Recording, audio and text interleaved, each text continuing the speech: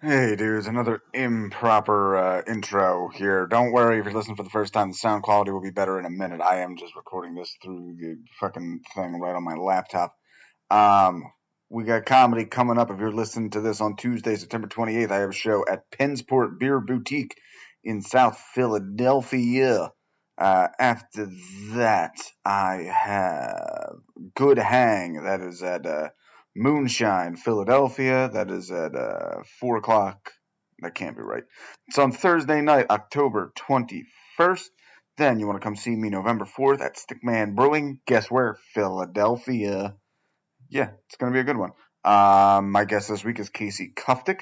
We discussed the beginning of book 2, pages 254 to 323 in the Orange Ace Publishing edition. So yeah, check it out. We got a good one. We got some songs coming for you next week. That's going to be fun. So that's my time. Check out the show. Casey Kuftic. Later.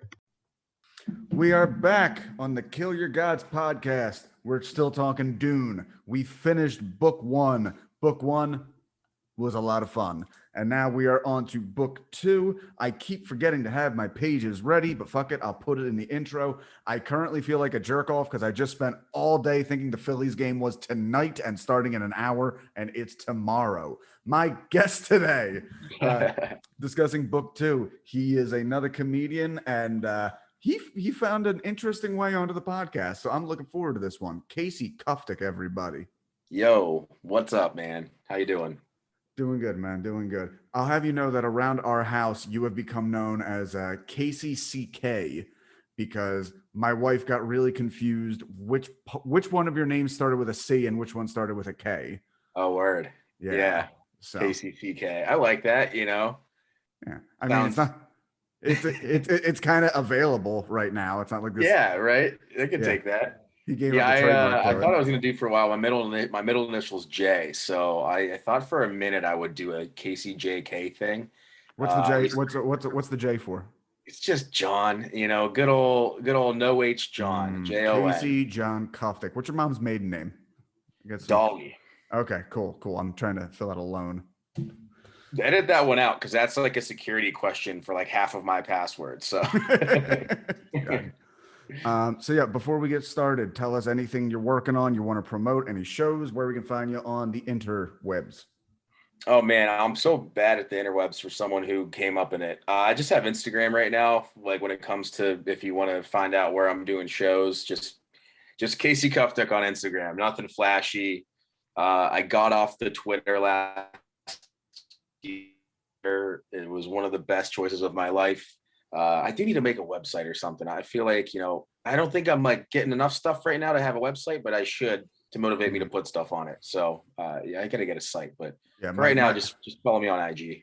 Cool. Yeah, my wife convinced me to get a domain last year, and I haven't done anything with it. I have. Oh really? What did you get it for? Like, how'd you get it? What did you go through? Just Squarespace. Squarespace. We are sponsored, but we're not sponsored by Squarespace. Yeah. No, straight up leading. Go to GeoCities. Fuck Squarespace. Is GeoCities still a thing? Maybe with my Zanga too. Maybe I can see if my Zanga's still out there and upload some blog posts. Nice. So yeah, Casey ended up on appearing right now because he has always wanted to read Dune. Yeah. And give me some of that. What did you heard for a while? What made you read the book based not for this podcast, but this podcast was basically like, you know what? I always wanted to read this. Let me do it now. Yeah, there's a couple things going on. I had always heard about Dune, and I'm like I've recently started to read more during quarantine, like everyone did. I never took the time for it before. Started to read a lot during quarantine. Kind of realized I like science fiction stuff. I read some like Vonnegut, which is sci-fi-ish, and Dune was one that I was like, it's kind of a bigger book. I don't have the attention span for anything more than like, normal like 200, 250 pages. But I was like, I should give Dune a shot at some point. And then I saw the movie was coming out in October with a good cast, and I was like, I'd like to go into that movie with the critical lens of I've actually read the book, which most movies I ever watch, I've never read the thing before it. So And then you were doing the podcast. I'm like, all right, I think I bought a copy of the book like literally a day or two before you posted that you were looking for people to do Dune, and I was like, all right, this is a perfect timing. Nice. Yeah, the movie coming out is actually it's a big part of the reason, the timing. I knew I wanted to do Dune for a while, but it seemed like okay, let's do this now. That way, right when it comes out in America, we'll be like wrapping up. But I like Timothy Chalamet and everything he's been in. And God, is he I haven't seen the movie yet, but just Paul as this weird adult man boy thing, like Timothy Chalamet, his eyes are a little dreamier than I would have pictured. Other than that, like right across the board. For Paul? For Paul, yeah. Oh, yeah, absolutely. How old is Timothy Chalamet? You know, he's definitely too old for the part. Then again, what the fuck was his name? The guy, Kyle MacLachlan. Kyle MacLachlan played him last time, and I think he was like 20. He was in his late 20s, I think. Yeah, all these Hollywood people, they look like they're 15 anyways, so it works. It's because they're drinking all that adrenochrome and baby blood, right? Isn't that the other thing they love to chug out there? Well, the adrenochrome is in the baby blood. That's okay. Only if you torture him first, though. It doesn't work. Jesus. It's like those microwavable TV dinners. You think you could just pop it in? Like, you need to put some fork holes in there. Yeah, stir it up a little bit. Peel that surface, that film surface back, and close it back up.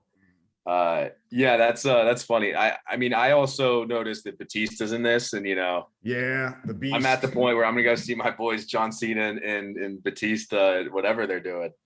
I watched the new Fast 9 movie to see John Cena, and boy, was it not worth it. But no, God, I haven't watched any of those movies. Although I did hear apparently every time a new one of those movies comes out, the police rejoice and they stick all their people around movie theaters because people always speed like constantly coming out. That makes a lot of sense. Yeah, it's just surprising it lasts so long. Like I remember going to see Mortal Kombat as a little kid, and of course I was throwing spin kicks and back fists walking out of the theater.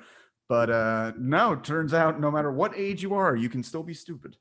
Oh, absolutely. It's like the same thing with like you ever like hang out of a Buffalo Wild Wings after like a UFC pay-per-view. Like there's gonna be a fight or two in the parking lot. There's too much adrenaline going. The boys can't handle it, and they're gonna start throwing fists. They're gonna try to get it's their tryout in the Cherry Hill parking lot of a Buffalo Wild Wings. Nice. See, yeah, the only really great timing I had was for my bachelor party where me and Neil Wood went to a strip club. Neither of us are strip club guys. Me and Neil Wood went to a strip club in Atlantic City, and it was the weekend DMX died. So yeah, DMX music and strip clubs go together like peanut butter and chocolate. I would have lost my mind. Up in here? Up in here. I would have lost my mind up in that strip club. You would have made me go all out. So what do you think about the book so far? Or you haven't finished it yet? No, yeah. I'm where I'm supposed to be for this episode.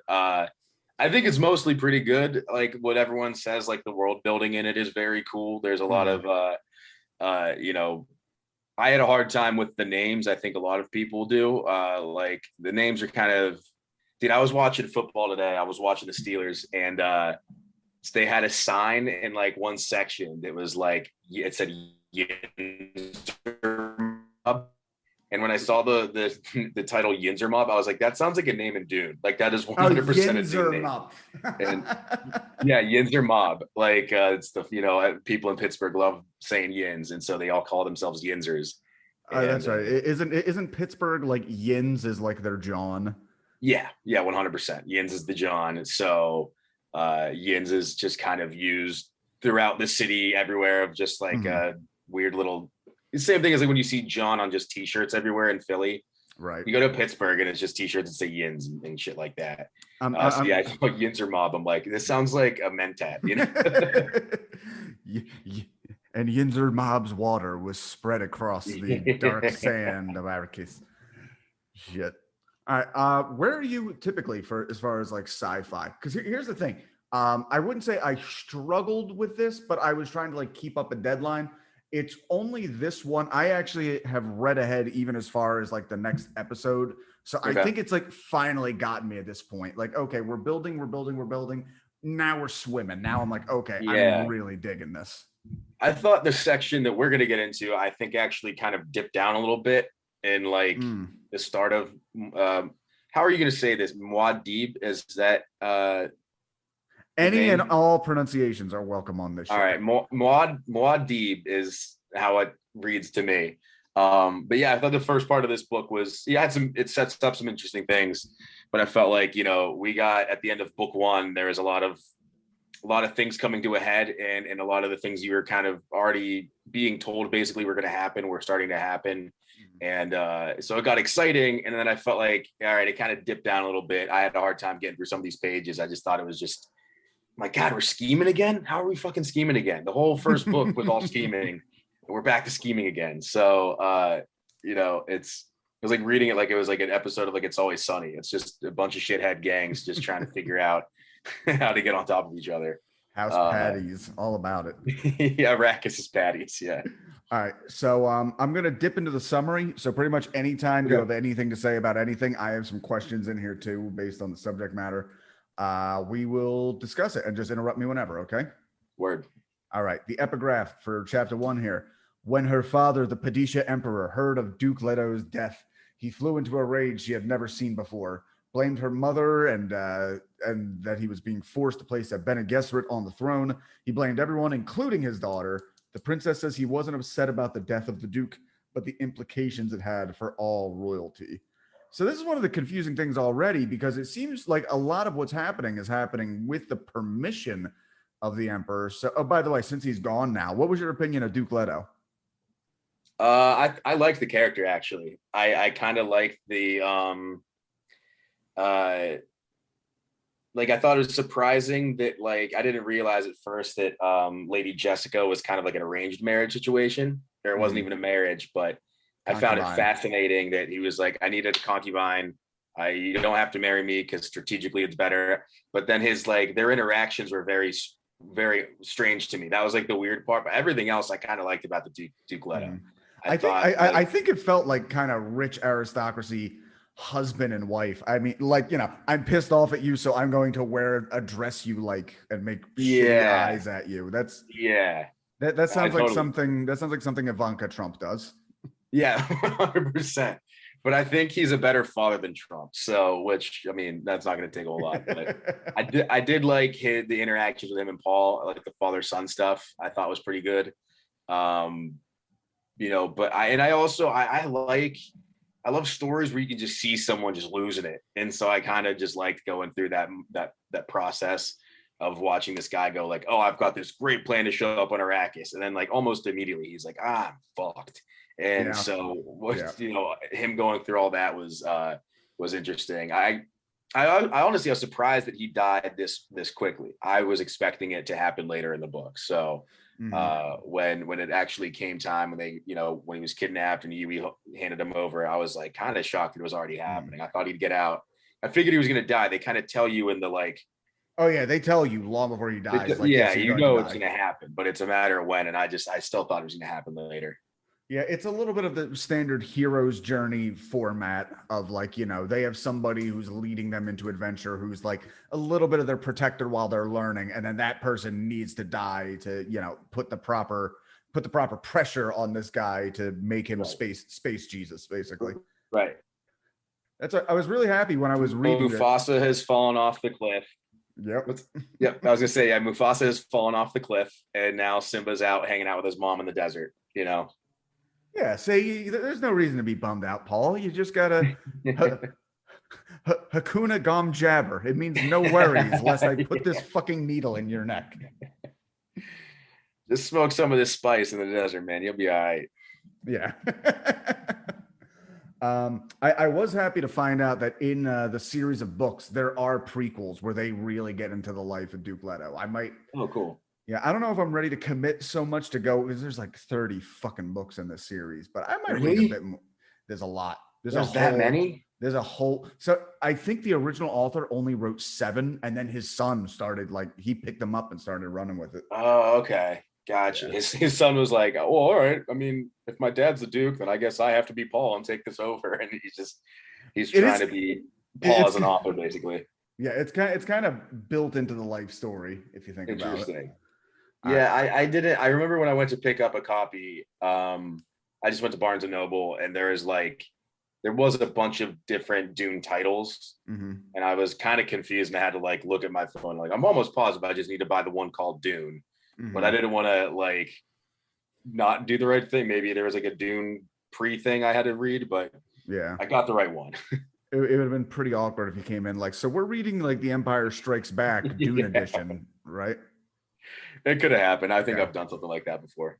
Paul just opened a Target in Santa Fe, right? Am I right here? Okay. Yeah, 100%. Okay. So Paul says, now Harkonnen shall kill Harkonnen, realizing that his mother is of the Harkonnen house. They are hanging out in the still tent. They've been hidden in the desert by Duncan, Idaho. Paul is furious at the circumstance that led to his father dying. He continues to reveal his newfound cognitive and prophetic powers to his mother. His mind is working leaps and bounds ahead of Jessica, and he tells her that the Fremen and their desert power are the key to defeating the Harkonnens. I feel like the term desert power needs to be on like fucking what's the word? Like the tank tops. Just on desert power on a tank top. It doesn't need to mean anything. You could be wearing it in Atlantis. It just looks like something. Neil Wood with blonde hair should be wearing a tank top. Desert power, yeah, desert power. I like the idea of what did Duke Leto say about like Caladan? They had what, air power, or like we had air power and water power. Air and water power. Yeah, there's like a very what was that cartoon we watched as kids? Planet. Captain Planet. Captain Planet, dude. It's like, yeah, all right. Where are the other two? Where are the rings at? Let's get some rings here. I know they had like the ducal ring that was taken from his dad and given to Paul. We need to get the rings in here. We need to get all the powers combined to defeat Harkonnens. I think that's if it doesn't end with this being a prelude actually to Captain Planet, I'll be really upset. With your powers combined, I am Captain Arrakis, and fucking sandworm just jumps up and swallows a smokestack. Actually, just Captain Planet's dick. That's what the worm is. It's just yes, a giant monstrous dog. Oh God, yeah, we need that reboot like yesterday. Captain Planet. Captain Planet with a sandworm dick. Sandworm dong. Yeah. Again, there's a lot of Dune sequels, so it might be in there somewhere. It's got to be. Yeah, if there's that many books, they got to start, doing some crossovers at some point, try to make some money. Mm-hmm. He also states they must attack House Harkonnen by taking control of the spice. Jessica struggles to follow his lines of thought. She believes that her son might be the Kwisatz Haderach, or Space Jesus, as I just said, but he dismisses this idea, saying that he is something unexpected. Yeah, here's a question. When was the first time you felt smarter than one of your parents? Oh, man, that's a fucking... I don't think I have yet. I don't think I've ever crossed that. I'm 30, and I don't think... My mother is very religious, and I tried to have a religious discussion with her once, where I'm just like, oh, what was it? She said, like, oh, yeah, see, God was looking out for you. That's why you found that book in that place. Like some random shit she wanted to attribute to God. Yeah. And I said, yeah, Mom, I would have been way better off like not finding that book and, little kids not getting cancer. And then my mom responds like, well, God doesn't give kids cancer. Like, then what's your... Okay. The devil? She says, well, no, cancer is just like, it's not God. I'm like, okay, Mom. Okay, Mom. No, survival's God. All the pain is all the other stuff. God is only when it's good. And then that's... You know what, Mom? You're right. I can see you've thought for about 45 seconds on this, so I'm gonna defer to your expertise. You ever realize how God and good are such close words? I mean, there's something there. I've never. My dad was an attorney, and my mom's a psychologist. So not that means they're smarter than me, but they know how to always come out on top in a conversation. Mm-hmm. So it's no matter what. I don't think I've ever proven to be smarter than them in any discussion, even if they're like, fuck, Casey got me. My dad could just argue his way out of it, or my mom could just do some Jedi mind trick shit. And your mom has that Bene Gesserit psychologist training. She could just basically, yeah. That's the whole Lady Jessica thing of like her just being like, I could just say something and make this person do what I want them to, but I'm going to torture them slowly first before and see if I can just get them to admit their fault or admit their guilt. And yeah, that's what? exactly what it's like. That must be the great thing about having a mother that's a psychologist is I feel like psychologists always try to say men have mommy issues, and she really doesn't have that. That would be admitting a weakness if she gave that to you. Yeah, she can't say it. She has to double down and be like, nope, I nailed it. Yeah, You know? you're just a bad kid, I guess. Yeah. I'm like, Bob, you do custody evaluations for work. Like, parents fuck their kids up more than anything in the world does. But how do you feel about that? Oh God, I had a conversation with a member of my wife's family, and they were talking about their hard upbringing and how like their father always called them dumb and et cetera, et cetera. And I just made the wrong joke at the wrong time. Like, well, listen, hey, life might have been hard for him. He was lashing out. I mean, for example, it couldn't have been easy having such a disappointment as a son. And he just really let it rip there, huh? yeah, didn't work true. Paul comes to terms with the fact that he is the result of basically realizing like, oh, I've been manufactured. The Bene Gesserit have been trying to refresh the human gene pool, and that's why I'm here. Paul sees, however, that this will take the form of a religious war with the surviving Atreides soldiers and Fremen sweeping violently across the universe. Paul desires to prevent this crusade from happening.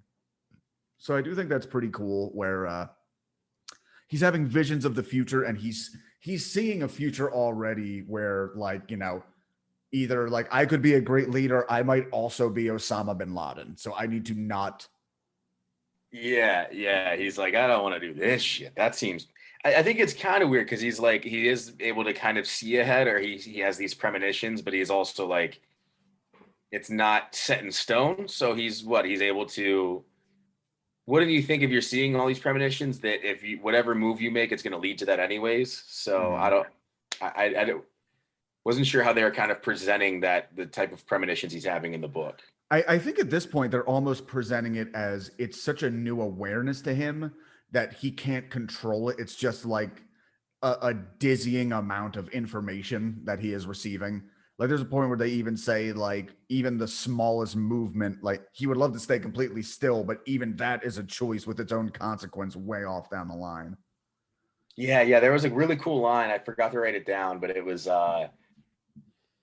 it was like something about like even saying a word the wrong way or like if you like your choice of one single word can alter everything and something like that. And I was like, that's kind of interesting, but yeah, I guess he's just kind of like bugging out now because he's getting all these thoughts and he's like, I can't let any of this shit happen.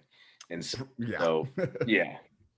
He's still at the beginning of his powers. He has to figure it out. I'm sure Jesus electrocuted quite a few people while he was working out how to heal my blindness. So. Yeah. But all this when you're 15, you got puberty and you can just like see the future of the world. That's a lot of shit going on. Exactly. Like predict the future. I haven't even kissed a girl yet. I haven't felt a woman, and porn's pretty good. And I think I might like that too much. And so what's this guy? This guy's got a lot of shit on his mind. It's also pretty tricky because his mom has given him like if we're talking the structure of a story right now, despite their relationship, the structure of the story is it almost feels like he is the Luke and he's like the Han Solo and she's like the Leia. They have a very like he's having to rescue her and she's like, oh, I'm so impressed with you. Except you're my son and I kind of made you this. Yeah, and she's preggers too. And she's preggers. And yeah, that was like another thing. Do you think I don't think it's Leto's. Was that actually did I miss anything where it's like I haven't seen anything one way or another, but they seem to be implying very heavily that it is Leto's. I mean, unless you're saying it's Paul's. No, not Paul's. Okay. I don't know. I just, sometimes I can just read a little too fast and I'll just miss a detail. But like, I don't know. It just seemed to me like it kind of came out of nowhere. Everything, that we had seen between Jessica and Leto beforehand was they were very like kind of at odds and a lot of tension.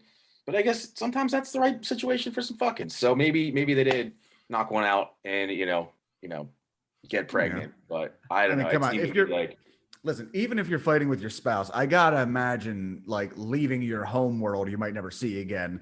That's a like we should do this before we ever get the chance. Yeah, that's true. That'll get you horned up. You know, like let's go hit every room in the house again before we get out of here. Exactly. We're heading to a world with no moisture. I'd like to get pregnant on the planet with lube. Yeah. Thank you very much. Right. Yeah. Why? Like, think about how much it costs to get water in Arrakis. I mean, lube. Good God. Yeah. God, that must be. I mean, they must have a factory farm of like pubescent young girls being shown boy band footage all the time just to collect the moisture. What is the unit of like Solaris or something like that? Like 10,000 Solaris for a little like pinch of lube maybe on Arrakis. God. Yeah, I love sci-fi when you think too far into the implications of whatever world they're thinking up. Like, for example, just how valuable vagina fluids would be. Yeah, right. I mean, they've hit on everything else. They flat out say the still suit is like turning your piss and shit into water for you to drink right away. So. Dude, that bothered me so much. I hated that. Because I'm like, if you've ever shat or pissed yourself, you know it's the most uncomfortable feeling you could ever experience. So, but it's like to survive, these people just got to wear this suit and just constantly shit and piss themselves so they can get like a nibble of water out of their little straw. Like, I don't know, man. This is recycling. This is the future liberals want. They want you to yeah, right. I don't think I think I'd be like, I don't want to, if I have to live off my own piss and shit, I think it's time we wrap things up. That's what I'd be like, where's one of them worms at? I want to yeah. Suicide by worm. I would do that. The only thing is those worms are so big. You could probably like sacrifice yourself to the worm and you're just going to like, you're not going to get in through the teeth. Like you're going to be melted with stomach acid at some point. Oh yeah, that's a good call. Because people have totally, I asked people who are like big fans of the book, like what the actual size are. And they thought to say like, oh no, the sandworms are like the size of the Empire State Building. Like, oh yeah, they're huge. Yeah. So yeah, you go straight through. You're missing teeth. You're going, yeah, you're right. You're going straight into the gullet. You're going down and you're going to burn up. That's right. I don't know, maybe grab a tooth on the way down and just let it crunch you if you wanted to go that way. Yeah. Get creative with your suicide, you know? So Duncan, Idaho does not return. A storm comes up and covers the Stoll tent in stand. Later, when Paul has determined that if Idaho has been captured, he will have by now given in to torture. Paul decides he and Jessica must leave their hiding spot. It's night outside when they dig themselves out. Jessica follows Paul automatically as he decides where to travel. She notes that she lived now in her son's orbit. As they depart their camp, they can see Harkonnen ornithopters hunting for them with jet flares and lasgun, lighting up the distant desert. So, yeah, Lady Jessica's really fawning over her baby boy's new abilities. Did your parents ever like fawn over you or like pump you up for something when you were little, like tell you how great you are?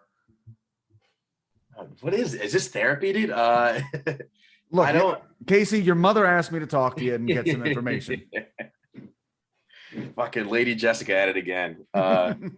Sending you. What are you, Gurney Halleck, coming down here to, or are you Yui? What would that make you? I'm part Gurney. I have the guitar out every now and again. Yeah. Play some tunes and just keep speaking in fucking phrases and poem quotes. The owl of the desert. Do you love your mom?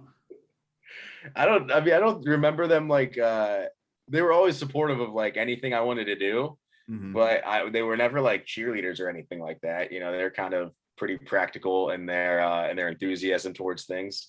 It's probably the most democratic way I could say that. No, yeah, there was nothing. I don't think there's anything that I ever fawned over. When I started playing hockey when I was a kid, I picked up ice skating pretty quick, and my dad was like, "How the fuck are you an athlete?" He's like, "There's no athletes in our family. How'd you figure this out?" That was always the one thing, was my dad was surprised that I was an athlete, because we generally in our family have like no great coordination, and I wasn't even that great. I was just good enough, you know. So my dad was like shocked by it, which was less of a compliment and more of like, you didn't think I could do this thing that most other people can do kind of situation. But Yeah, that was really it. And I don't think I had nothing to fawn over as a kid. I was pretty right down the middle with most stuff. So yeah, passing English, they fawned over that because they didn't expect it to happen. I remember my dad was like, you're going to be a sports star. Like, Dad, you're fucking 5'8" and 280 pounds. I don't know why you think that genetics are going to turn into something. That was a weird thing. He wanted me to be a sports star when he was not physical at all, unless he was beating the shit out of somebody, which was you're pretty tall, aren't you? I am tall. I'm lucky because his brothers are tall and my mother is tall. But my dad was like little fucking fire plug of a dude. Gotcha. I was gonna say, yeah, you definitely shot over 5'8". Yeah, I got very lucky. Didn't turn it in any fucking career though, man. Where's the Super Bowl ring, Jesse? I don't know. I have a ring with a pretty tree on it, and I'm happy being the creative, willowy, afraid to get a tetanus shot wimp I am today. Happy to be part of Captain Planet's troop. Exactly. I'm the tree guy. Sorry, my Uber was running late. Trees. All right. Chapter 2 in the epigraph. Muad'Dib reflects on his father's belief that respect of the truth is the mark of morality, alongside his saying that something cannot emerge from nothing. Muad'Dib is conscious of how changeable the truth can be. Yeah, something cannot emerge from nothing. Again, this sounds like my mother justifying her religion and saying, and that's why evolution is fake. Yeah, this was one of the ones that I didn't really get. Some of these are pretty cool, and this one I was like, I don't know what the. And this set, what is this set up? What do we end up going into here? Is that we're seeing Hawat here again. Hawat, that's right. Hawat. Yeah. So he's hiding on the outskirts of Arakeen with some surviving Atreides soldiers and Fremen. He has been so shocked and furious by the Harkonnen attack that his emotions have almost powered his rational mentat abilities. Because remember, he's a mentat, so he's like cold, logical, but he seems to be like very upset, which is obviously the opposite of that. He's amazed that the Emperor and House Harkonnen have committed 10 legions of soldiers to the attack, an enormous and costly enterprise that would equal the price of at least 50 years of Arakeen spice income. He's still fixated on Lady Jessica as the traitor. Again, for like the super logical guy, he's like, I just know it's that bitch who. It's gotta be. Yeah. I never liked her. It's that lady with nothing to gain and her son probably dying. I just know it's her. It's reading so much like the jealous best friend who there's nothing wrong with his new guy's girlfriend. It's just the fact that he doesn't get to hang with his buddy anymore. And he's like, that bitch. I can't stand her. She's ruining my life. And, Leto, we used to have so much fun before she came here. And I know you said you wouldn't marry her. And I was like, oh, cool. But then I didn't think you would just like hang out with her for 20 years. We used to go fishing together. Now you brought me to this fucking desert. We used to go fishing all the time. And now you took me to a sand planet. I burn easily. Your bitch wife, your stupid kid. I hate you so much. This is 100% the vibe I'm getting from Hawat now, is that he's just kind of like a BFF scorned. He is bummed out. He wants this to be he doesn't want it to be a throuple. He just wants his man. This mentat wants his man. He just wants boys' nights back. He just wants to go drink some stouts with Leto, talk about the game, shoot the shit. Can't do it anymore, man. Everyone grew up around him. He never knew what to do. Remember, we'd get fucked up and we'd ride the ornithopter till like 5 a.m. and we did when we drank our piss, it was only for fun and not necessity. We'd take the bullhead that killed your dad and we'd get drunk and wear it around the house. Oh God. I'm gonna have so many clips from this episode. I'm looking forward to this. Hell yeah. He learns that Gurney Halleck and some of the Atreides soldiers are safely hidden with Arrakis smugglers. The mentat tries to negotiate with the Fremen for his people to offer the Atreides men their support. I'm liking more of the Fremen as we come up. They're like these weird warrior Zen dudes. They have the blue eyes. They're very cool. And they're holding up Hawat here before they'll do any negotiations. He's like, you need to make a water decision, which turns out like you have dead soldiers and we basically we basically stick them in a dehumidifier to take all their water. Because why Yeah. wouldn't you? Right, You know? right. Yeah, the dude's just kind of there. He's like, you got looks like you got some water over there. What are you trying to do with that water back there? And he's just like fiending. And then Hawat's like, yeah, we got some dead guys. But there are dead guys. We do our dead guy thing. And the guy's just like, he keeps just staring. Like he asks like about the water situation like 10 times. He's totally cracking out, like tweaking out. Mm-hmm. And he just like needs his fix, which I kind of like loved. As it went along, I realized what was actually happening. It just made it funnier to me that he just kept asking about the water. Oh yeah, especially that like the other guys are all pissed off about it, but they're like, no, dude, we'll totally be on our side. Just let us make your friend jerky and drink his water. Like that's it. That's all we want. Right. And how is the answer to the guys that are upset about it now? Like, hey, do you want to keep drinking your own piss and shit? Because that's what we're doing right now. So if you want to get some regular water, we got to drink our friend's blood. We got to drink our friend's blood, but it's better than our own piss and shit. Dude, grief absolutely has its limits. I am a firm believer that if you would find out just how much you cared about dignity for the dead if you had to dig the grave yourself. Like we had a pet of ours die very early during COVID, and it was so sad. And nothing got rid of that sadness quicker than we were trying to dig a hole in my mother's backyard. It was super cold out, and all we had were hand trowels. Ooh. Like we wanted to bury her deep so the dogs wouldn't get her. And eventually we just like sprinkled some fucking dirt on her. And I told my mom, if the dogs dig up that rabbit, don't tell me. Yeah, it's like, all right, you know what? I respect the soul, and I'm going to focus on the soul now. Whatever happens to the body happens to the body. Exactly. If the dogs need it for their water, so be it. Yeah. So he's very impressed with the Fremen. So the Sardaukar, who are like the personal guards for the Emperor, have snuck in with the Harkonnens, and they're doing a lot of things. They are like these unkillable Navy SEAL super soldiers, and apparently these Fremen just fuck them up easy. Yeah, they do. They're like Marines cosplaying as fucking Harkonnens. Mm-hmm. That's the little trick they got going on there, so they can't get busted. But now there's all I'll say dirty. This though. What were you gonna say? I was gonna say, and now you have all like these dirty, skinny, long-haired, hippie Freemen, and they're just fucking these guys up, beating the shit out of them. Yeah, I agree with you. The Freeman kind of like started to get really cool for me here. I didn't like though that like I felt like Herbert didn't really get into any cool descriptive writing with the battle. He was just like, oh, there's just a cloud of dust, and then Freeman emerged. He just kind of made it seem like. He doesn't like action scenes. He doesn't write them out at all. Like he does somewhat, but I was really upset by, you could have really made the Freeman look awesome by kind of getting the detail of like how they're getting the upper hand on the butt suckers, whatever their name is. Yeah. And I felt like it was just kind of a cop out where he's like, oh, that we could see the shields moving through the dust, and then the Freeman emerged, and then there was another cloud of dust, and Freeman we're still standing, or the only one standing. I'm like, this is corny. I didn't like that part. Mm-hmm.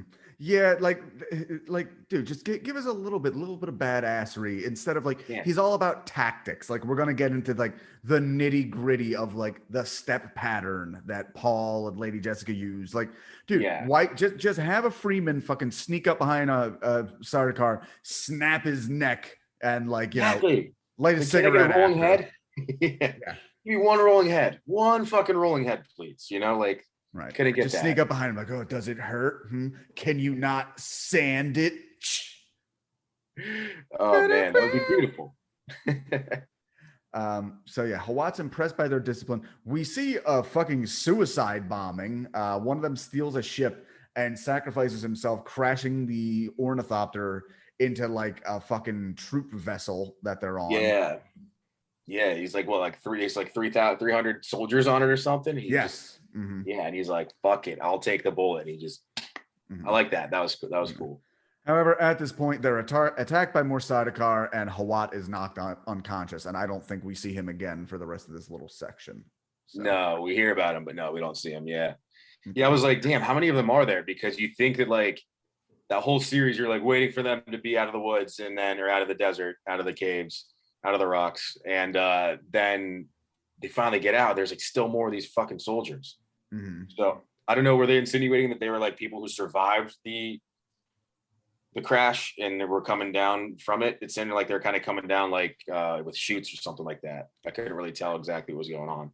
Yeah, well, it seems like this is still like killing Duke Leto was only part of it. Like they also coordinated a full like we're attacking all their bases, leave no trace of the Atreides alive. Like they're trying to take over the planet right now. Word. All right, yeah. Well, I hope they all die. Hell yeah. Chapter 3, again in the epigraph. Muad'Dib's powers of foresight. He can see the future, but it's likened to being limited in the same way that sight is limited by perspective and light. The future, yeah, this is pretty much exactly what we said, how he can see the future multiple all the time. It's weird. There's a quote here, the path leads ever down into stagnation. So yeah, pretty much he can see as far as something's going to go, but it eventually just kind of fizzles out towards the end that he can't see. That's fun. Yeah. You're like a half prophecy constantly. You're just like constantly seeing like the beginning of something. And you're like, well, it seems like that sucks, but I don't know. Well, how do I know if that's going to, how do I know the end of that is bad or not? Right. Hey Jesse, when's the next terrorist attack? Like, ask me in like another 5 months. I can see something. I'm not sure where it is yet. I see the plane. I don't see if it hits. I don't know. It's just something saying it's in Vermont. That can't be fucking right. There's nothing in Vermont to blow up. What is it, like a Columbia or an LL Bean they could blow up and just ruin the style in Vermont? But yeah, so that's the tragedy. We'll all wear flannel to mourn in the future, just hiking clothes. The ornithopters, we're back with Paul and Jessica. The ornithopters rise over them in the desert and they see it's flown by Duncan, Idaho. I'll get into this in a second. There's a weird thing with Duncan, who has bought Dr. Kynes and several Fremen with him. They rescue the pair and the group watches the enemy ornithopters are blown to pieces due to a large shield that Idaho buried in the sand. Basically, there's a thing where if the power of the lasgun and the shield meets and it causes like a nuclear explosion. Yeah, that was pretty. I like that. That was very Star Wars-ish. But didn't someone say this is like this Star Wars was like ripped off of this book? People have said that, yeah, because I think Star Wars came out like 10 years after this, and at least the chunks when they're on Tatooine, you can kind of see it. And I mean, the Sarlacc sounds like an immobile, you know what the Sarlacc pit was, right? Yeah, that was the one with Jabba the Hutt, right? Yeah, that was Return of the Jedi. That sounds like a sandworm that's just, permanently fixed. Yeah, absolutely. Yeah. Which, no, what are you saying? Oh, I was just gonna say, I like the whole thing of like, oh, we use a certain shield when the laser hits the shield and emotes. Like, it just seemed very Star Wars-esque to me, like the whole thought process and the creativity there. I guess I don't know. Yeah, I'm not a big Star Wars guy, but that's immediately what I thought of when I was reading it. I keep trying to. It's funny we brought up one after the other. I keep trying to get this joke off the ground, and I'm gonna be really working on it again soon this week. On how I keep getting the details of 9/11 and Star Wars confused in my head. Oh, I like that. That's great. Because I think you said this. What is it? Where do you go with it? I pretty much just end up listing all the ways they're exactly the same, and oh yeah, that's right. R2D2 and fucking C3PO are hijacking flights a lot. And I mean, R2D2 has all those tools on him. There's got to be a box cutter in there somewhere. Well, you call Luke a terrorist? Luke is a terrorist. Right. And so doesn't he also, he fucking flies a TIE fighter into the Death Star, doesn't he? Yeah, exactly. A bunch of small pilots take over aircraft and a million to one shot suicide mission take down the gigantic steel structure, symbolizing greed and imperialism all over the world. I won't rest until Obama comes on my TV and tells me they got George Lucas. That's when I'll finally. Oh God, I actually just saw that clip recently where John Cena announces to the live audience that Osama bin Laden's been killed, but he actually says it as if he had something to do with this. Oh no, dude, it was the best, man, and it's like, oh, of course that would happen at a pro wrestling show. Yeah. Where the big face comes out. We got him. Listen, guys, I had to wait until I got the 1, 2, 3 on the Undertaker here. But Osama bin Laden. I've been working on this in the background, by the way. I said I was doing Make-A-Wish Kid stuff. Nah, this whole time, SEAL Team 6. permanently compromised. It's such a John Cena fucking pro wrestling thing to happen, is to announce when a terrorist is killed on TV. It's outstanding. You know, there are some people in that crowd who were not looking at their phones, who immediately were like, going a really weird fucking angle with this storyline. I mean, they're like, all right, so they're gonna do like John Cena's actually a soldier. All right, we're gonna actually. He'll come out to the tank and maybe fire it at WrestleMania. This should be good. This should be fucking sick. See, that's what happened, and then they ended up not using the tank. They saved it all those years for Rusev to come out with it. Yeah. Because once you buy a tank, you gotta use it. You gotta use it. Give it to the Russian now. Storage costs alone. God. Okay. So Paul is struck by the strangeness of Idaho calling him sire. Now that the Duke Leto is dead, Paul is officially head of House Atreides. Kynes is comforted in his decision to help Paul and Jessica. So Kynes is the planetologist who's kind of liking the Atreides because they seem to actually want to help the planet out. First off, fuck this guy, because he's like, they go, what is he introduced as like an ecologist, and he goes like, a planetologist, to get it right. That's that when he had that interaction with the Duke Leto. Everything I read in his voice was, well, actually, that's the voice I get when I hear Kynes talk. Well, actually, the water spilling ceremony is very important to our indigenous culture, and as a colonizer, you should not. This is very white savior, is what I'm getting. What are you gonna do with the base? Oh, I'm gonna try to make this planet livable. Whoa, well, okay then. That's a nice plan. Yeah, I agree. He's just such a fucking dweeb who thinks he's better than everybody, and then when he meets someone who's better than him, he's like, "I respect you." It's like, I hate people like that. Totally. To coin a phrase, Kynes is a cuck. He's a desert planet absolute cuck. Absolute cuck. He's an era cuck. So Kynes is comforted in his decision to help Paul and Jessica when he observes the mantle of adulthood and leadership that Paul now wears. He is further convinced that Paul is worth aiding when the young man comments that he would like to use the Imperial bases to work out how to make Arrakis more hospitable to human life.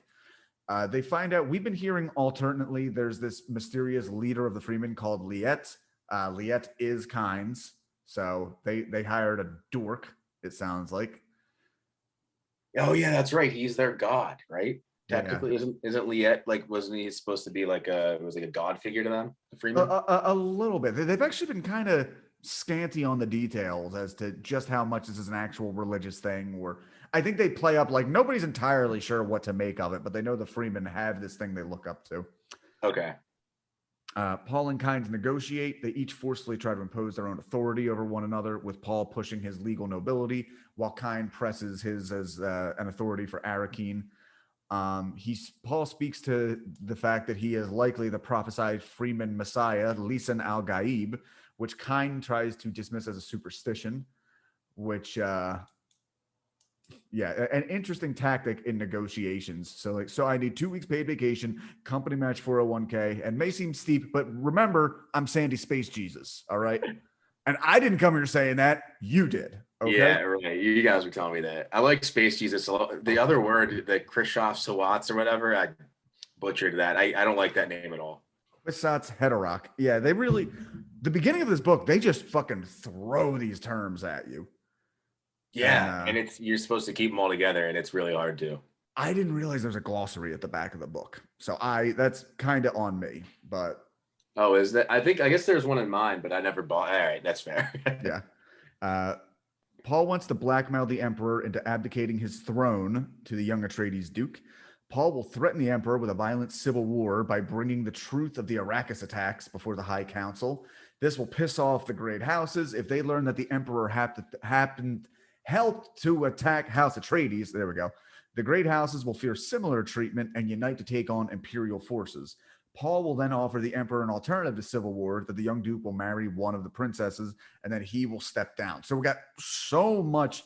People jerk off to the politics of Game of Thrones, but I think this is more political because, for one thing, everybody's fucking clothed. They're not like fucking and in the afterglow discussing betrayal and shit. They're like sitting down and negotiating stuff. Yeah. I think this. I never watched Game of Thrones. So I just never got on that boat. So It's worth it. I just watched it for the first time during quarantine. It's worth it to watch it once. Yeah. All right. Fair enough. I do like. Listen to my episodes on Game of Thrones if you haven't. Sorry. No, you're good. But this is the part where I'm like, we're fucking scheming again. Yeah. It's just constant scheming, which is fun. But I feel like it's just I felt like it started to get it started to feel a little redundant for me here, the book, where I'm like, all right, now he's just gotten all right, now we're gonna see how basically if Paul can do what the Duke Leto couldn't, which is scheme his way to victory, right, and blackmail the right people, which Leto didn't do a good job at. So now Paul's like, right. He seemed to have too much dignity for scheming. Yeah, he was just like, let's just fucking strong arm these dudes. And they're like, nah. Yeah. This is Arrakis. You're dealing with a fucking Padawan Emperor. Like, you gotta get down and dirty. You gotta have people wearing costumes they're not supposed to be wearing. You gotta get weird little priests to poison people for you. You gotta play dirty. And so it seems like Paul might try to do that. I don't know. It is scheme or be schemed. Otherwise you end up with a fucking poison tooth in your mouth, and then it's your only option. Yeah, you just gotta fucking hiss at people as you die. You kill them too. I do love that we do get a glimpse that Paul is also still a 15-year-old in his scheming, as his master plan for peace and everything involves him fucking a princess. Yep. So. Hell yeah. Again, man, you got all these powers, but you're still 15 and horny. It's gotta.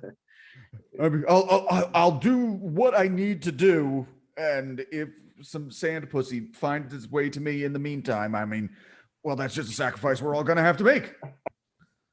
Yeah. I am the Duke. I mean, like, I just need one hand job, and I swear to God, I'll see the rest of the prophecies. Just I need a little bit post-nut clarity, and then I'm gonna get to see all the prophecies in the world, and I'll share them all with you guys. But for the love of God, can a princess just jerk me off, please? I just need a royal handy right into the belly button, and then I will donate the moisture to Arrakis, and that'll fix everything. Hell yeah, dude! Paul's getting horned up. He's getting horned up. He's getting. Smoking the spice. He's smoking the spice of Arrakis.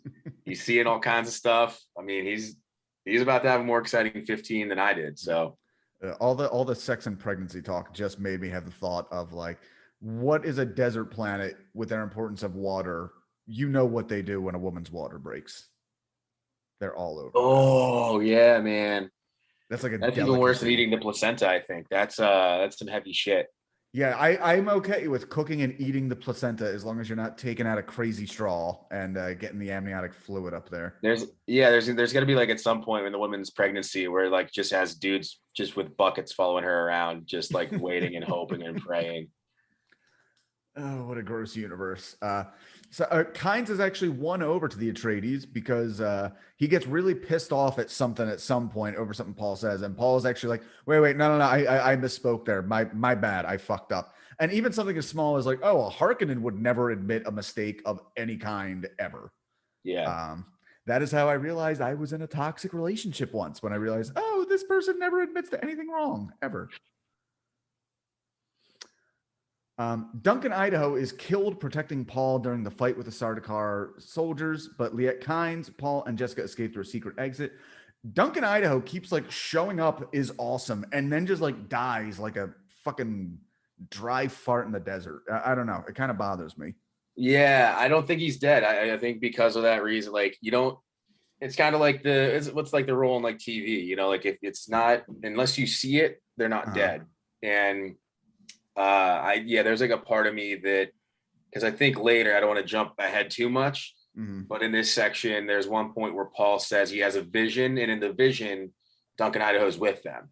Okay. And he's like, but he's dead. And that was like, I don't think Duncan died. I think he just stayed back and smashed some skulls.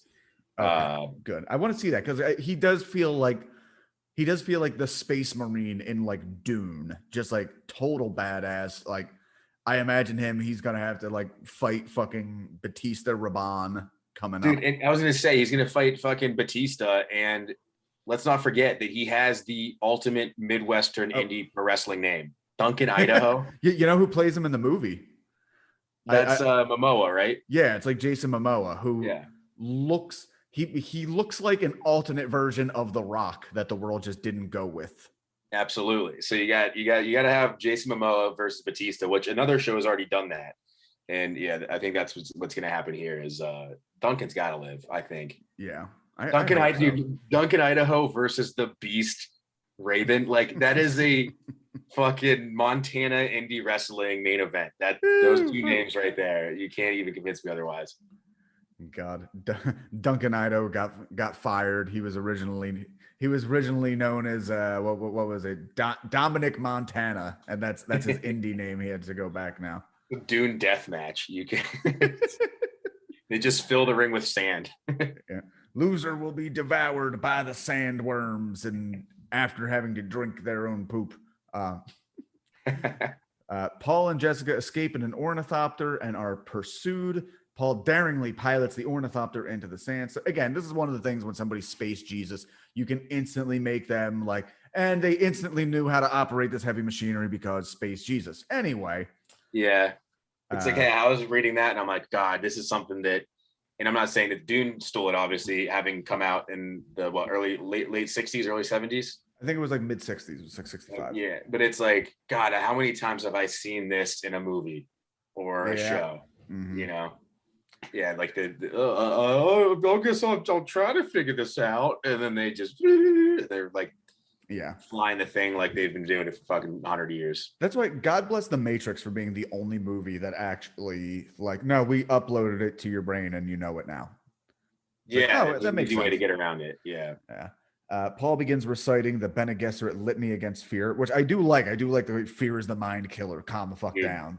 That whole paragraph is fucking awesome. Yeah. All right. So we're to chapter 4 now. So again, the epigraphs are either awesome or terrible. We have an awesome one here. What do you despise? By this you are truly known. Casey, what do you despise? Oh man.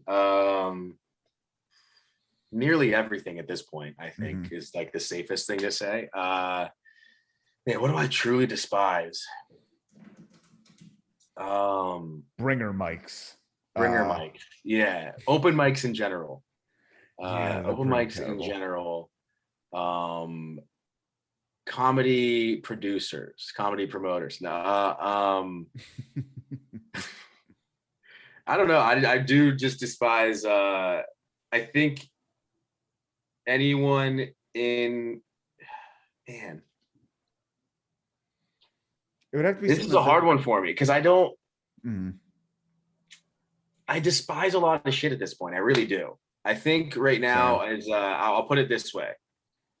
Anyone who is still doing politics online, like on Facebook, I despise them. Anyone, either side, I don't give a shit. I'm tired of Facebook fucking politics of like. So says the white man. Okay. Here's this half information. Here's this half information that can works for what I want to say, and whatever. Dude, I'm friends with so many fucking people from like the sticks and the suburbs who are just trying to do now to Biden. I'm not saying that Biden's not doing anything great right now, but like they're trying to do to Biden what people did to Trump, and they're like, oh, everyone who voted for Biden is staying silent now. And I'm like, yeah, because we fucking don't put all of our fucking faith in a president like you idiots did. Like, I'm not going to sit here and defend a president because I don't expect the president to really nail the job. They never fucking do. Right. And I will say that's the point of why we all hated Trump. And I just hate those fucking people. Right. That annoys the shit out of me. That's one thing with the two different sides. I remember like when Andrew Cuomo was forced to resign, and like I was seeing Republicans online like, oh, look, what are you going to do now that one of your guys is getting taken down? And they were like a little baffled. They're like, yeah, no, he's a pervert. We don't want him in there. Yeah. It's just like, yeah, we agree. This guy sucks. And they're just so angry. Yeah. You're a dude guy. No, I don't care. He's not my guy. Yeah, none of these people are my people. I don't like any of them. They're fucking politicians. I have never once trusted or adored a politician solely for the purpose that they're a politician, and I don't fucking like you. So yeah, I don't know. I've been getting real tired of that. I despise that shit. I despise anyone who thinks that they deserve anything. That too. That's that one's more directed at comedy, but that's just mouth shut, eyes straight ahead. Just do what you can. Yeah, I would acting like you're better than a lot of people. Just fucking It's probably not. I mean, 5 people at the time were famous for this, so relax if you're not getting booked on a showcase on a Wednesday night at a bar in Philly. Yeah. I really think my bottom line is I truly despise stupidity. Like there are, and this happens in comedy. I don't need to name names, but you will be well aware. There is somebody in the scene who I feel bad to a certain degree. Like their brain does not work right, but this is somebody who has been kicked out and banned from everywhere. And he is too stupid. I had very big beef with this guy. I decided not to do anything about it because I found out he lives like close to me and where my wife lives. It's like this guy is too close to really invite that kind of thing. And he has walked up to me at open mic since then and just like tried to talk to me. Yeah. And he's like, oh no, dude, I want to pluck your fucking eyeballs out. Like, don't fucking look at me. And and I see this with a lot of the political stuff, dude. I saw a meme the other day. There's a few like really right-wing psychopaths I follow online. Not that there's not left-wing psychopaths. A meme on how fucking cool Putin is. Like a meme on how cool Putin is. Yeah, like a meme of him standing. He's wet in a suit at a military funeral. And pretty much the meme says like, he refused an umbrella saying, what is my temporary discomfort to this man's ultimate sacrifice? This is the kind of president we need. Like this guy poisons his fucking political enemies. Like, you're fucking, you know what? It's not the popular term right now. I'll say it. This does not reflect Casey Kuftic in any way. These people are fucking retarded. And I'm sorry that word fits so well. And I literally mean it in that sense. Their comprehension is so low, they are almost not responsible for their thoughts. And that's kind of why they are the only people I will put in their fucking place when I have to. Because like you're such a proud American that you support one of our biggest fucking enemies. Do you not realize your brain just slipped out of your anus, you fucking moron? Well, this is what goes back to me despising people just trying to approach politics on social media platforms. It's like, this is meant for, you to share your life. And the politics is not your life. You can choose it to be, but it's not your life. Politics want nothing to do with you. Politics are driven by fucking money and driven by machines and things much bigger than we are as people. Right. So quit acting like anyone actually serves you in that realm, because they don't. Mm-hmm. They make money off of you dying. So it's so like, I just get so frustrated when people get gung-ho again on either side about political figures and political stances and all this bullshit. I'm like, dude, like no one gives a shit about us. So stop giving a shit about them and stop fighting with each other over people that don't care that you exist other than for votes. So that's kind of these are a lot of people who frankly live sad lives of quiet desperation. They have nothing else going for them. And it's the time-honored adage that if you have nothing, having an enemy feels pretty nice. Yeah, that's true. Yeah, sometimes there's nothing better than a good heel, so you gotta face it up to find yourself a good heel, and without realizing that you yourself are the heel. So oh yeah. Okay. Sorry, what are we talking about here? Game of Thrones. I think we're on Dune, maybe Midwestern pro wrestling. I don't know. Okay. So Duncan, Idaho went for the pile driver, which was banned in these parts. Okay. We'll try to storm through these. I only have like 2 pages left of notes. Baron Harkonnen is in a grounded space frigate on. I always like that word, frigate. You don't really get to use it. It sounds like a curse word. Yosemite Sam says. Mm-hmm. A captain tells him Jessica and Paul escaped, but Shirley died in the sandstorm. The Baron pretends to be furious to intimidate the guards, stating they cannot be certain they're dead without seeing the bodies. Again, they are making the point like you need to see the bodies. So Duncan Idaho is still alive. He's going to have a big comeback. He's going to enter 30 at the Royal Rumble. Nefud also reports that Kynes has been helping House Atreides. Baron is irritated at the Imperial planetologist's betrayal and orders him killed. Nefud is aghast, stating they can't murder an Imperial servant for fear of repercussions. Baron orders Nefud to make it look like an accidental death. Guy says that Kynes is in custody.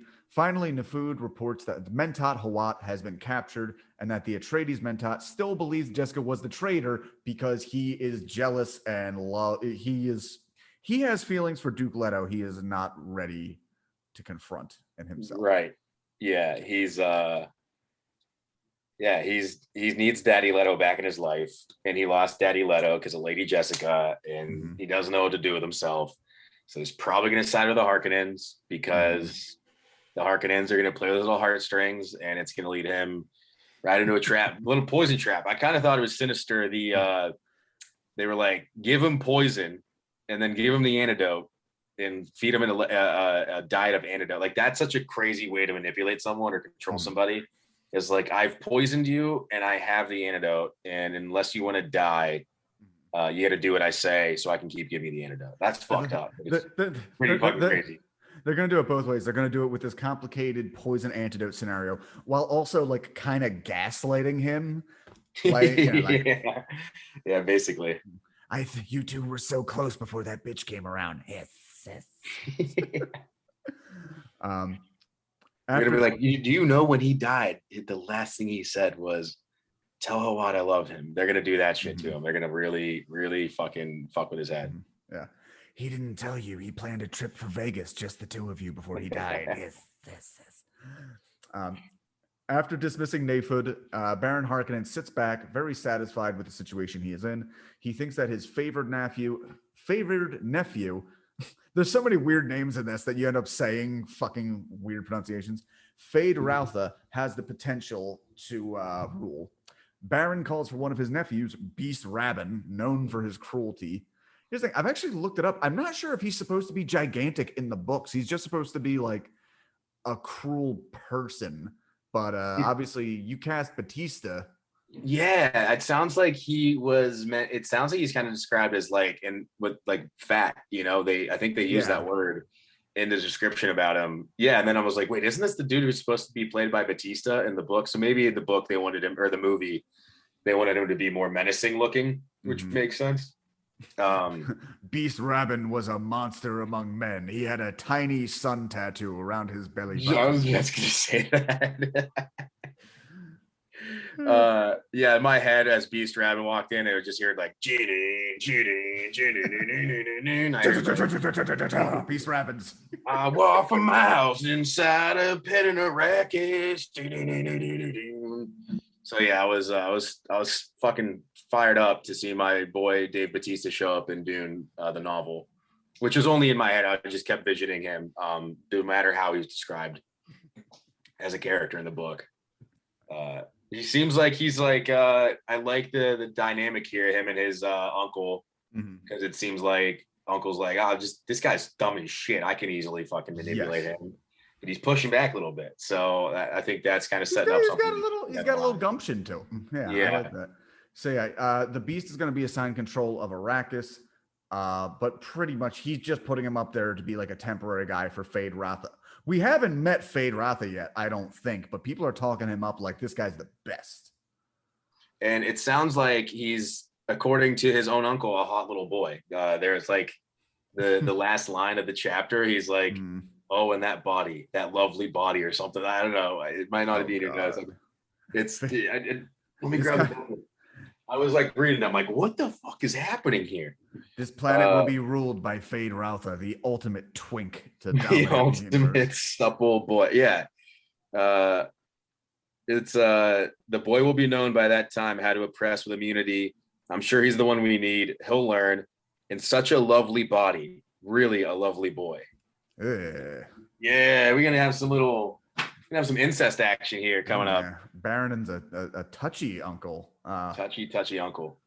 Yeah. So they talk. Rabban notes that the Sardaukar think the Fremen are a threat because they're very much like, oh shit, these guys can fight. We need to go back and exterminate them. Baron tells Rabban the people of Arrakis must be forced to agree with the false story. He's still trying to cover up that this is a battle between houses. The Emperor had nothing to do with this. And also the Duke Leto died in an accident, but that's not going to happen, obviously. No. Yeah, sorry, I'm just caught up on pervy little uncles now. That's okay. All right. Our final chapter here. The epigraph this time. I don't think they really explained this. By the time Wadib was 15 years old, quote, he had already learned silence. Teenagers are loud and he learned to shut the fuck up early. I don't like learn silence. I think it's I didn't know what that was saying. It kind of seemed like a thing, kind of like alluding to like his mom's powers of like just be quiet and no one can manipulate you or something like that. I'm not sure. Yeah, we see a little bit more of that in a little bit, where Jessica really has a moment where she does all the talking and Paul learns to just stop and observe. But I think that's in the chapters after this. So, risking Jessica's life alongside his own, he drives the ship into a vortex as his mother screams. The risk pays off as the ornithopter spits them out of the storm. No enemy ships are seen in pursuit. Paul gets the damaged ship down, and a sandworm bigger than a guild spaceship quickly appears and devours the ornithopter. They're awed by its size, but Paul is satisfied that there's now no trace of their vessel for enemy trips to spy. So yeah, basically Worm just shows up, eats the evidence. Thanks, Worm. Worm gives a thumb up in the way a worm does, and then just keeps on rocking through the wasteland.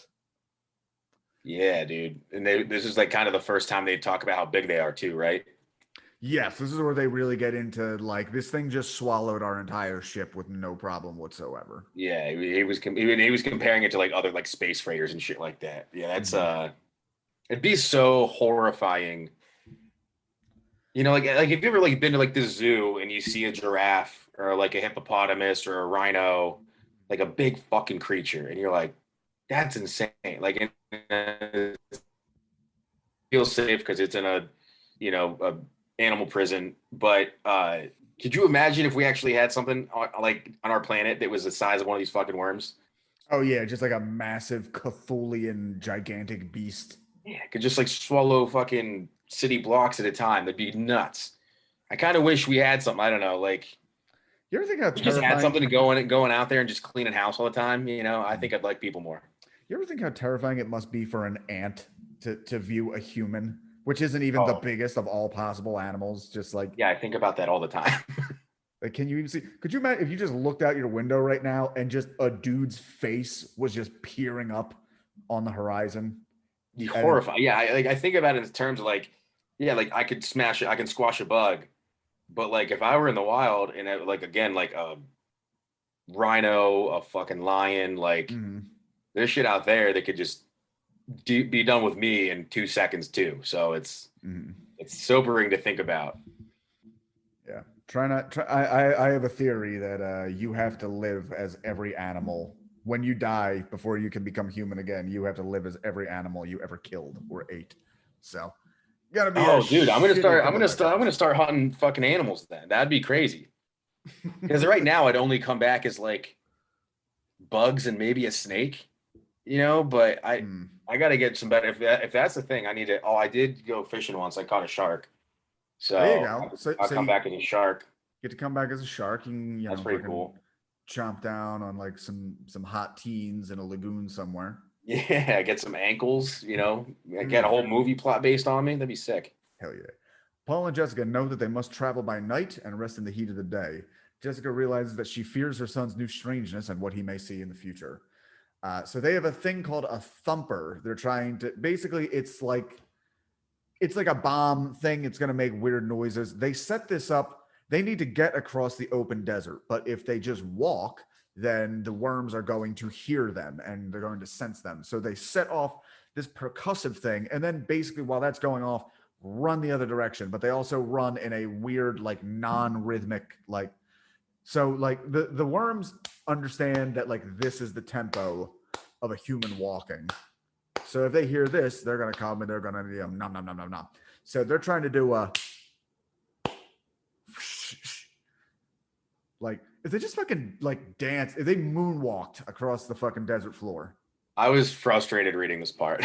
I hated it. It's kind of cool. I don't need all this detail. Yeah, I was just like, it seems like this is so much work to describe that they just had to walk in a conspicuous way to not be noticed. I was like, I don't think you don't need all these lines of detail about the timing and pacing and shifting of a step. I don't know. Like, again, like you said earlier, put that detail in the fights, put it in the action. I don't. Yeah, exactly. Like, yeah. I was like starting to like zone out at this point. I'm like, oh God, this shit sucks. And then this character died, and then they drank his water. They walked in a non-rhythmic pattern. It was in 9/8 time. Actually, I will be fair. The section coming up, we're gonna get a pretty in detail fight scene. That's kind of cool. Oh, do we? Sweet. Yes, we Hell do. yeah. It's gonna be cool. Get to see them Chris knives come out finally. Oh, thank God, dude. So during their descent from the cliffs, Jessica is totally buried in a landslide of sand. Paul's just convinced she's dead, but he has to use his fear, calm down, and then use his brains to calmly get his mother out. When he finds her, she's like unconscious, but it turns out like, no, she knew I need to chill out so he can find me. Fear is the mind killer. Don't panic. He finds her, but the entire pack is lost under the sand. Instead of just being sad, we get a very detailed, and we learn every detail of it. They use a little bit of water and some spice and like a compass magnet to make some foam so they can get the space MacGyver. That's what they do. Yeah. And it was just, I was like, I kind of understand what they're doing, but I also don't. I had a hard time grasping this whole section of the book. I was like, yeah. It was a little too detailed. I'm like, so what do they do? Like they use they made like a foam slide to get down to the sand to get the pack. Pretty much, they used something that was going to it was going to make a lot of foam and kind of dissolve the sand a little bit so that they could go in and like get the pack with all their supplies in it, more or less. Yeah. And there was like just enough, but they had to sacrifice their water, which is obviously a thing. I don't know. Yeah. They'll shit again. They'll be all right. Yeah, they'll be fine. They'll be fine. I was so scared when you died. I made a lot of water. What about though the fact that the mom's pregnant? I feel like, how far along is she? Like, I feel like if you're pregnant, the weight of 1 million tons of sand around your body is not good for the pregnancy. I think this is still the very early part of pregnancy where like there honestly is, until they start really showing in the stomach, they're kind of invincible because like there's not enough baby. Yeah, you tell that to Texas. Exactly. Lady Jessica is abusing that fetus, rubbing up against all that sand. Paul just went full Texan. He's like, I gotta save this unborn baby. Yeah. He's got down in there with the will of God and the strength of a AK-47, and he just pulled his mom out of that dirt. Yeehaw! You're fine, baby sis. Paul and Jessica hear a hissing sound. It grows in volume until they see a huge sandworm pass them in the nearby dunes. The creature has an uncaring majesty and twists through the sand to create a huge burrowing, driving mound. When it has moved beyond sight and hearing, Jessica tells Paul they should practice his lessons, as he panicked earlier in the day and would benefit from learning about the body's musculature. The young Duke suppresses his flare of anger at her suggestion and works on his training as she suggests. It's a little annoying. Like, I just saved your life. Don't give me homework. I'm still 15. Yeah, right. At what point can a guy just chill out and fantasize to a princess hand job? Okay. Dude, that's all the kid wants. And now he's stuck in the desert with his mom. He's got to keep saving her ass, but also getting scolded for it. Like, hey, you're still stupid. Yeah, I feel for Paul, man. Yeah. By the way, it was lost in translation, but in early Japanese versions of Super Mario, the motivation was also a princess hand job.